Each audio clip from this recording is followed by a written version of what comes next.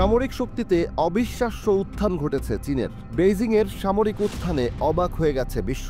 শুধু চীনই নয়, প্রতিবেশী পাকিস্তানও বেইজিংয়ের সঙ্গে হাত মিলিয়ে এগিয়ে যাচ্ছে। এবার হাইপারসনিক মিসাইল তৈরির মতো পদক্ষেপও নিয়েছে পাকিস্তান। সব মিলিয়ে চীন পাকিস্তানের এমন কারিশমায় টনক নড়েছে ভারতের। 2024-এর শেষ সপ্তাহে নিজের সামরিক সক্ষমতার এক ঝলক দেখিয়েছে চীন।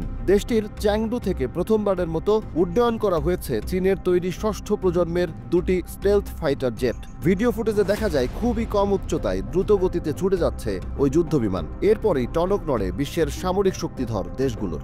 চীনের এমন অর্জন যে কারোর জন্যই ঈর্ষার, কেননা যুক্তরাষ্ট্র এখনও তাদের ষষ্ঠ প্রজন্মের প্রজেক্ট চূড়ান্ত করতে পারেনি। সেখানে সেই অসাধ্যই সাধন করে দেখিয়েছে চীন। এর আগে নিজের পঞ্চম প্রজন্মের চ্যাংডু J-20 ছিল চীনের সর্বাধুনিক বিমান, কিন্তু নিজেদের প্রতিরক্ষা খাতে যেভাবে বিনিয়োগ করছে তাতে পিছিয়ে পড়ছে অন্য দেশগুলো।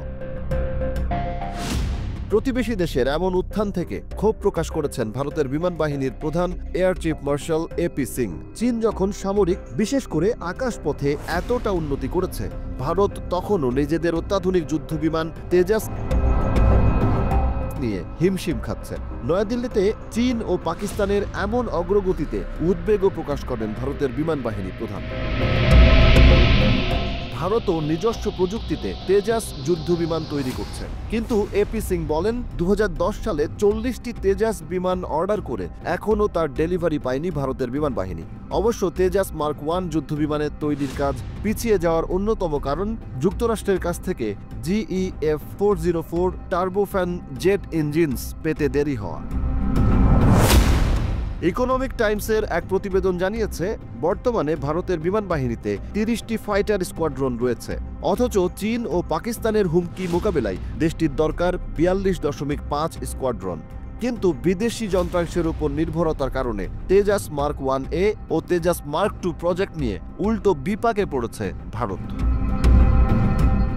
এদিকে তেজাস ভারতের স্বপ্নের প্রজেক্ট। সামরিক ক্ষেত্রে নিজের সক্ষমতা আরও বাড়ানোর জন্য তেজাস এবং ধ্রুব নামে দুটি প্রজেক্ট হাতে নেয় হিন্দুস্তান অ্যারোনটিক্স লিমিটেড। এক প্রতিবেদনে বলা হয়েছে, তেজাস এবং ধ্রুব নির্মাতা রাষ্ট্রায়ত্ত সংস্থা হিন্দুস্তান অ্যারোনটিক্স লিমিটেডের সাথে বিমান ও বহুমুখী ব্যবহারের হালকা হেলিকপ্টার ধ্রুব কিনতে এরই মধ্যে চুক্তি স্বাক্ষর করতে চাইছে মিশর সহ বেশ কয়েকটি দেশ। সব ঠিক থাকলে সূত্রের খবর, হিন্দুস্তান অ্যারোনটিক্স লিমিটেড থেকে 18টি তেজাস মার্ক 1A যুদ্ধবিমান কিনতে পারে মিশর। পাশাপাশি ধ্রুব কপ্টার কেনার ব্যাপারেও বিশেষভাবে আগ্রহী তারা। হালকা ওজনের তেজাস যুদ্ধবিমান অত্যন্ত শক্তিশালী ক্ষেপণাস্ত্র বইতে সক্ষম। শত্রুপক্ষের নজরের বাইরে থাকা অবস্থাতেও নির্দিষ্ট লক্ষ্যবস্তুর দিকে ক্ষেপণাস্ত্র ছুটতে পারে তেজাস। এরই মধ্যে আর্জেন্টিনা, অস্ট্রেলিয়া, মিশর, আমেরিকা, ইন্দোনেশিয়া ও ফিলিপিন্সের মতো দেশ ভারতে তৈরি একক ইঞ্জিনের যুদ্ধবিমান কিনতে আগ্রহ দেখিয়েছে। মালয়েশিয়াকে তেজাস যুদ্ধবিমান বিক্রির বিষয়ে প্রাথমিক সমঝোতা হয়েছে বলেও জানা গেছে এর আগেই।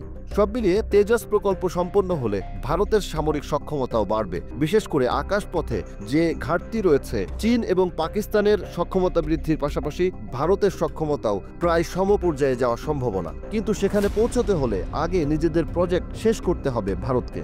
আর অন্যদিকে পাকিস্তান ও চীন একসাথে নিজেদের প্রকল্প এগিয়ে নিচ্ছে দ্রুত গতিতে, যা ভারতের জন্য মাথা ব্যথার কারণ হয়ে দাঁড়িয়েছে।